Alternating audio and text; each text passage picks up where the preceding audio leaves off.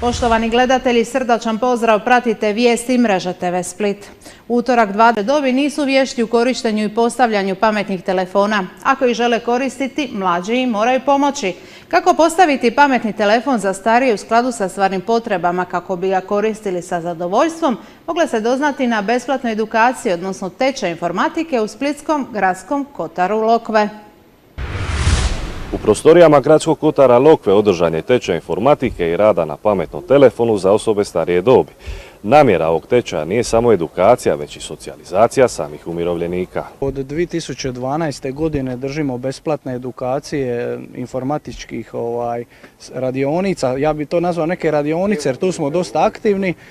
Krenuli smo volonterski, 2 godine smo volontirali, naš projekt su kasnije prepoznali grad i županija. Nekakve donacije dobijemo, osnovali smo, vidjeli ste unutra, jednu malu informatičku učionicu. Želio bih naglasiti da ovo nije jedina lokacija u Kotaru.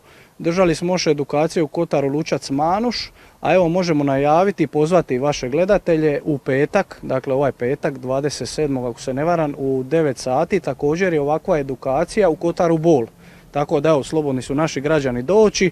Današnja tema je spremanje fotografija s mobitela. Često nam se žale naši polaznici da im je mobitel zagušen, pa danas ćemo i naučiti kako prebaciti fotografije na računalo, na USB stick i nastaviti dalje slikavati s mobitela. Tečaj je izazvao veliko zanimanje među umirovljenicima koji su redom zadovoljni naučenim. Smatram da će mi sve te stvari koristiti, bilo za komunikaciju, bilo za svoje obrazovanje, jer internet pruža mnoge mogućnosti i za samoobrazovanje i za mnoge korisne stvari koje možete saznati preko njega. Mislim da je super ovo i da je predavač odličan. To mislim. Samo je mali prostor i ne možemo svi normalno gledati i slušati nastavu. Što je mali prostor, a puno nas dođe. Što ste naučili? Pa naučiš se, kad učiš nešto naučiš. Svi mi nešto naučimo, neko više, neko manje, kao u svakoj školi.